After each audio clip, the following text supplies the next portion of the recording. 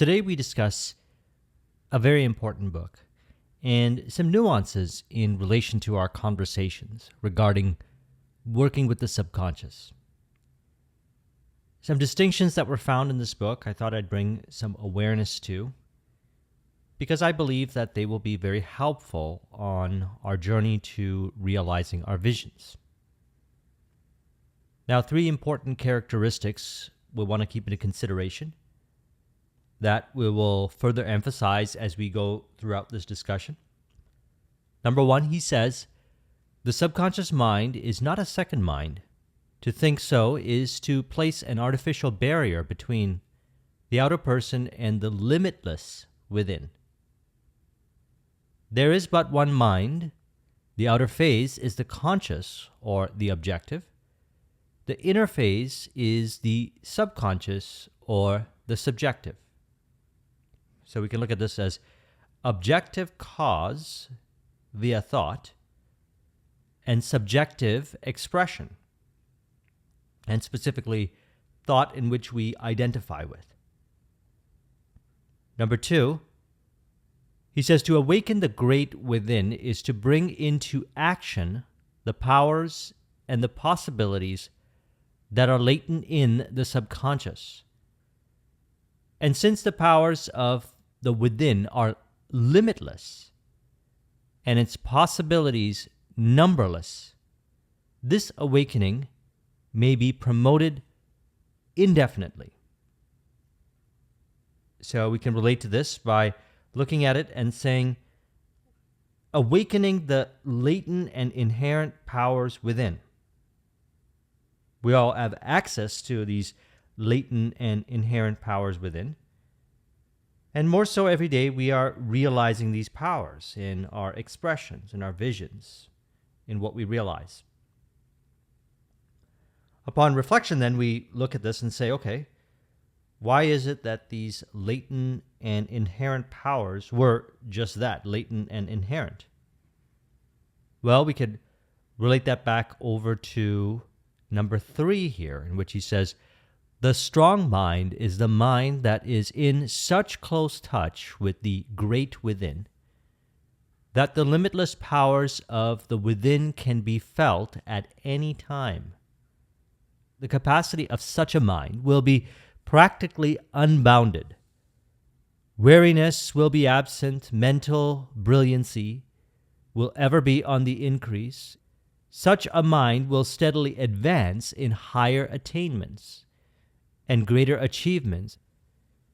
So we can relate this over to intuition and really unbound expressions of intuition.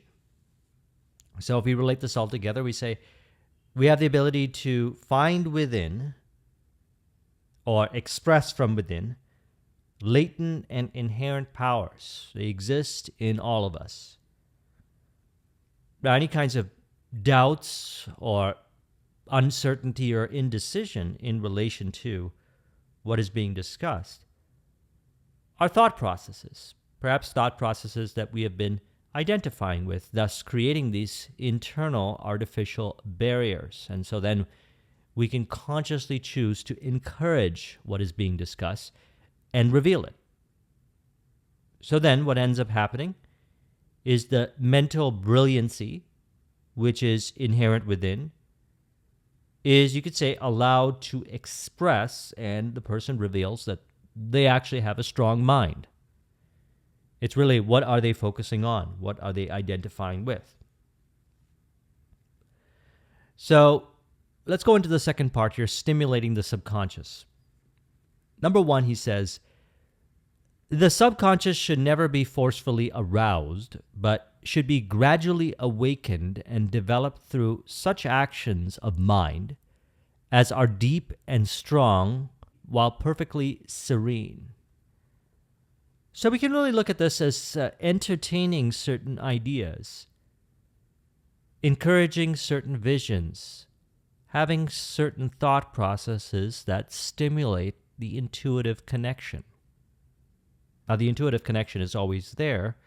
Perhaps we have these invisible barriers of thoughts that seem to create a disconnect between the intuitive abilities and the expression of it.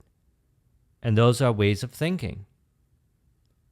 Words like perhaps don't, can't, should not seem to encourage, let's say, more of a stifle, limited perspective of the infinity within. So then, to transcend or ascend past that, number 2, to combine a high faith with a strong desire while impressing the subconscious is the secret through which the results may invariably be secured. Now, strong desire, we can relate this over to the burning desire, or simply a desire to discover something, or we could say reveal something, be it a physical expression, like a creative expression, an art, innovation, success, certain kinds of outer expressions, or internal spiritual journey or development, traveling in the mind within to bring forth higher levels of realization. Now, once the desire is there, we allow the desire to stimulate the subconscious via a vision.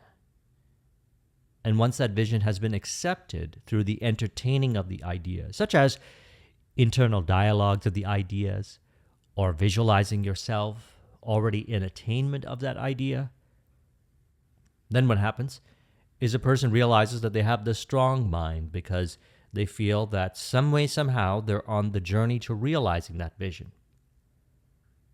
They're able to see it in their expressions, as in their behaviors, as in how they relate to others, as in how they interpret now, all of a sudden, perhaps differently, the five sensory experience. They seem to see things from, we would say, new perspectives, although these are perspectives that were always there within, that are revealed as a result of encouraging certain ideas.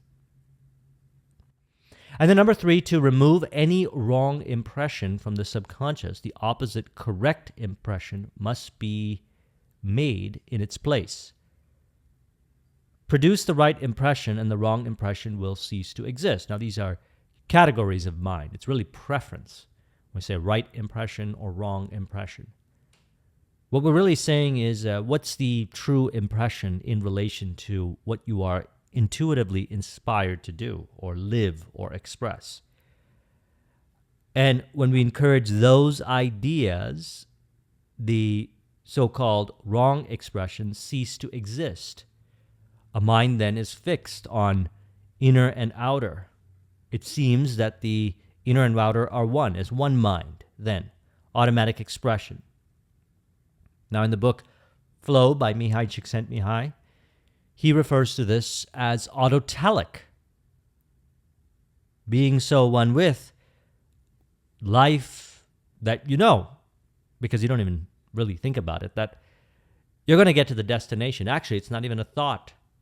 The destination doesn't even seem to be something that, of this is based on my experience and having conversation with others, doesn't really seem to be on their mind. Rather, what's on their mind is the moment. So in relation to this, he says, when the awakening of the subconscious is felt in every part of mind and body, one knows that anything may be attained and achieved.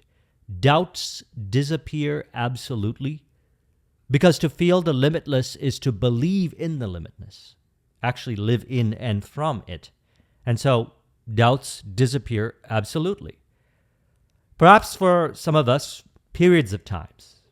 Consider these windows of realization of what can be made possible for longer durations. One definitely can.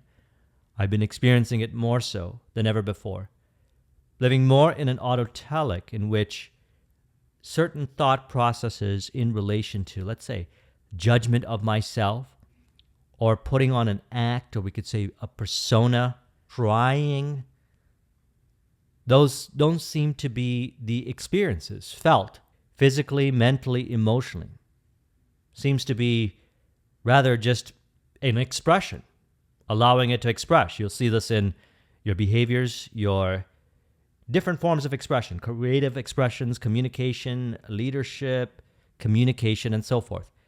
This is how we really know that we are, we could say, realizing these latent and inherent powers within.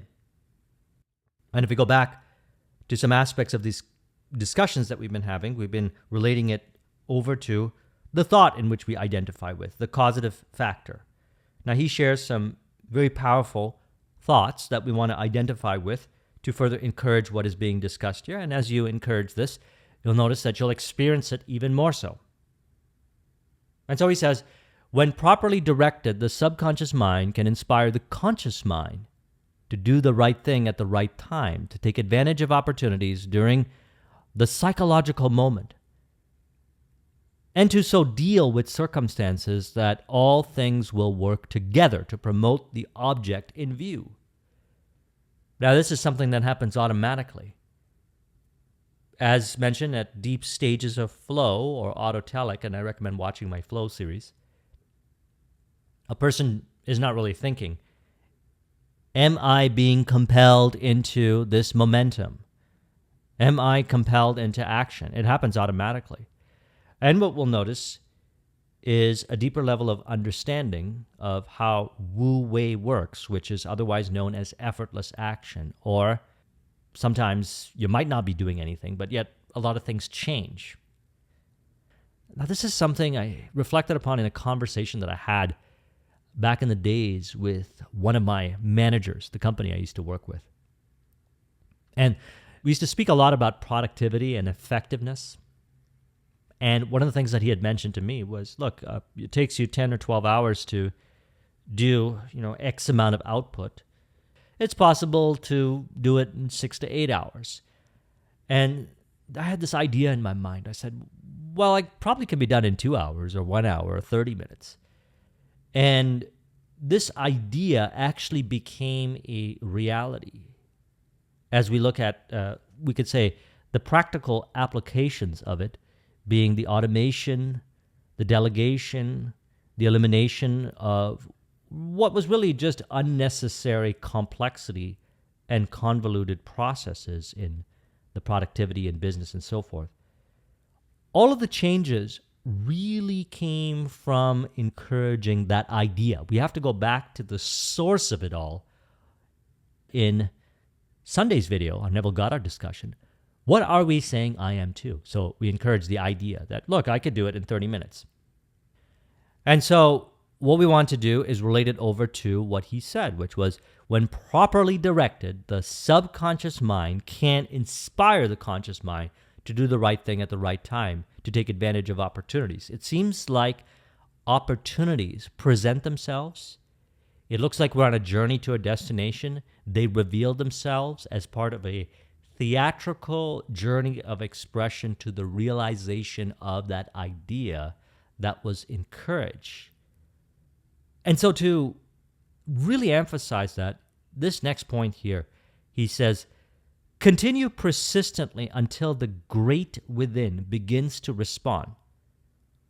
You will then feel from within how to act, and you will be given the power to do what you feel you should do. Now, none of this is done from a place of force, because we're working with the subconscious mind here, the source of all expression. If we look at this world here, consider the entire world, all aspects, expressions from the subconscious. That's how we want to look at it. And what we're really interested in is very light, conscious stimulus of encouraging certain ideas. If you look at any success, any results, any innovation that anyone has ever brought forth, including yourself, you'll realize that it all started with an idea. Now, if we take the idea and say, let's give it to two people. One person was able to bring forth that innovation, but they did it in a very stress, force-based way. The other person did it more in a flow, autotelic way. And we can go into their psychology by having a conversation with both individuals all throughout the journey. I've had these conversations with many that have started the journey back in the days with me towards the entrepreneurial success, and I've watched as they're able to create the innovation and produce the success. And some did it more from a place of autotelic, automatic expression in ways that we would say unconventional ways. And some did it more from like a very forced, stressing themselves out perspective. I observed all the conversations along the way with those individuals, and I saw distinctively that the ones that had more flow and autotelic seemed to be allowing the intuition from within to express and be more operating from a place of wu wei and automatic expression, lightheartedness. They both got to the destination. They all produced the results, except one got there burnt out, stressed out, and frustrated, and even jaded about a lot of things in life, people, environments, situations. Now, that person really has to go and make peace with those attributes so that they can then, if they want to, operate again by working with the subconscious from a place of flow. Both of those were expressions, except what they were persisting in were different ideas. And so to encourage more of a flow, autotelic way of being so that you can get to your destination really through this automatic expression, working with the power of the subconscious, allowing to express the latent and inherent powers within, guided from within. Here's what he says about that. He says, no person should ever think of himself as inferior or permit himself to recognize the imperfect in his nature. To recognize or to feel the imperfect is to sow more seeds of imperfection and reap another harvest that is not worthwhile. Now let's really look at this. A person is on the journey to realizing a vision. One is doing it more from a place of allowing flow, authentic expression, following the intuitive nudges, and being more at peace with the day-to-day journey to realizing their vision. The other person is perhaps submitting to this idea of perfectionism, where they say, I won't be able to achieve because of X, Y, Z, all throughout the journey to realizing the vision. And thus they seem to encourage those ideas, and the journey is expressed according to the encouragement of those ideas. Whereas the other individual is actually following the intuition that navigates them, you could say, from the perspective of love and acceptance and peace. And so, to emphasize this, he says, that person, however, who lives in the ideal, who thinks constantly of the greater worth that is within him, and who tries to feel and realize his superior nature, will give quality to every expression that may enter the subconscious, and according to the law of action and reaction, will steadily develop greater quality and worth throughout his entire nature. So we look at this as a expression of the idea of perfection within, which is true, because if we go back to the beginning here, it says to awaken the great within is to bring into action the powers and the possibilities that are latent in the subconscious. And since the powers of the within are limitless, as in within you, the powers within you are limitless and its possibilities numberless, this awakening may be promoted indefinitely. So then it's very obvious to reflect and say that why do we need to think about certain thinking patterns and dwell upon it and consciously and even say unconsciously accept those ideas to play out as recurring patterns on the journey to realizing the vision? You can get to the destination from the perspective of flow, love, peace, harmony, autotelic, or you can get it through stress, frustration, and so forth. Certainly in my life, I've taken both of those pathways to the realization of my visions, and I will always pick flow and autotelic because it doesn't create any conflict within myself or conflict with others. Unnecessary argumentations of the intellect, unnecessary trying to control this and that in the outer. We're taught to leave this world alone and make the changes within. That's one of the pinnacle elements of what we're finding to be true in all of this information, is to leave this world alone, make peace within, and observe the expression. And so then what happens is what he said here. When properly directed, the subconscious mind can inspire the conscious mind to do the right thing at the right time, to take advantage of the opportunities during the psychological moment, and to so deal with circumstances that all things will work together to promote the object in view. Sometimes you hear me say this in a summary point: reality rearranging to reflect the vision. And so he states, to constantly feel the greatness of the great within is to constantly impress upon the subconscious the idea of greatness. This will cause the subconscious to develop greatness and express greatness. So encourage the idea of your greatness within. And one of the best ways to do it that I've found, and there's probably many ways, but I would say this is my opinion on this, is to pick a goal in which the goal, the vision, part of the realization of that goal or vision is to reveal these latent powers, inherent abilities, which we can call your greatness. We can translate this over to skill cultivation or anything that when you get to the destination, you become more of who you truly are. You awaken these powers. And that's it. Just commit to it and go through the journey. And to be lighthearted about it, because when you're lighthearted about it, you allow intuition to guide you. See, this is the thing, and I've emphasized this in a number of videos, and I was so blessed today to read this book because he said it a little differently. So I want to emphasize how he says it. In regards to receiving answers and solutions within, we're taught again to leave this world alone and find it within yourself. Seek first the kingdom within, and all things shall be added unto you. So he says to live constantly in the deep feeling of the greater power, greater intelligence, greater personal worth, and greater mental brilliancy is to constantly call upon the subconscious to produce these things in larger and larger measure. And the subconscious will invariably do whatever it is called upon to do.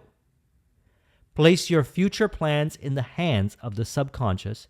Impress upon the subconscious what you wish to have done tomorrow, next week, next month, or even next year. Then direct the great within to work out the best plans and the best methods possible, and to give your faculties the understanding and the power to carry out these plans to the most successful termination, as in the end result. Here's a simple way of looking at it, and I encourage practicing this more so, is to really remain connected to your flow, your intuition. Make that a priority. You know, in 2017, I was in Playa del Carmen, Mexico. I was on vacation, and I had a reflection point. I thought about something. I said, when was it that I was the most intuitive, effective, love, peace? I was relating with others really well. It was while I was in flow. And for whatever the reason may be, I wasn't making it a priority. And so I said, what if I just commit to it? I remember that day. And then from this day onwards, I will continue to prioritize flow, which allowed me to deepen this relationship with the infinite world within and intuition. Because I know then all of this non-linear, creative, we could say unconventional ways of doing things that have produced results for me in a very flow-based ways, I had found it within myself by just listening to my inner voice and allowing it to express. What if I just encourage it more so? So that's what I did. And over the years, I have seen transformation after transformation after transformation in the inner relationship aspect of the world within, the harmony between the conscious and the subconscious, the blending and the relating as one within, as he spoke of in the first point in our video, as well as the outer expressions of what I see in my environment, the results, the goals, the vision. how I relate to others, information, and so forth. I'm able to see with vivid accuracy a higher degree of congruence between divergent perspectives that may have on the surface appeared contradictory. I'm able to see connections. And that's because this intuition within is allowing me to read reality from within and understand things very deeply. And then what I notice is if I ever have a challenge or something that I'm confused about or I'm frustrated about, I'm really able to go within and find these answers. It seems that the subconscious mind has this ability to reveal the answers upon just asking the question within. And then you can feel it in your intuition. I look at it as the feeling gets translated into words, and I could write it down, or I could speak it to myself, or it just flashes as a vision in my mind, and then there's the solution. To prove it in an equation, I just apply whatever that answer is, and it produces the results. And this was something that, from many conversations I've had with others, I realized that everybody had it. Everybody has it. And when I say had it, there may be times where the individual might not feel that they have it in the moment, but they can, however, reconnect back to it. Because as he says, to constantly feel the greatness of the great within is to constantly impress upon the subconscious the idea of greatness. This will cause the subconscious to develop greatness and express greatness. So what we really want to do is we want to encourage ideas of it is possible, it can be done, and observe if we are allowing certain kinds of suggestions or interpretation from the perspective of you can't do this, or don't, or this is not how it's done. Realize that there are infinity ways of doing things, and what you really want to do is encourage the ways that are true and in harmony with you. You know the way. If there's one thing that I say thousands of different ways, is that you already have the answers within you. And the reality is you don't need to know everything right now. It could, doesn't necessarily have to, but it could feel overwhelming to know too many steps. But you always know the next thing. Intuition always guides you to the next thing, the next step. And as somebody chooses to live this way, they'll notice that deeper stages and autotelic is just a way of being. And they don't overthink. They have vivid clarity. They have people, opportunities, situations show up in interesting ways. And upon reflection, after having those experiences, you say, did I put myself in those situations? Well, that's all the power of the subconscious mind. So in summary again, number one, objective causative thought identified with results in subjective expression, because that's the instruction. And so we want to encourage certain ideal thoughts, such as perhaps the ones that I share in these videos, if they resonate with you. Okay, that's the key, if they resonate with you, because that's your intuition, that's your subconscious mind. That's your subconscious mind speaking. Number two, recognize that what we're really doing on this journey is awakening the latent and inherent powers that are within us. We as human beings have, throughout the years, you could say, developed certain abilities. And when we're looking at it from this different perspective here, more of a spiritual perspective or mental perspective, we want to see it as these powers are latent and inherent within us and get awakened through the encouragement of certain ideas.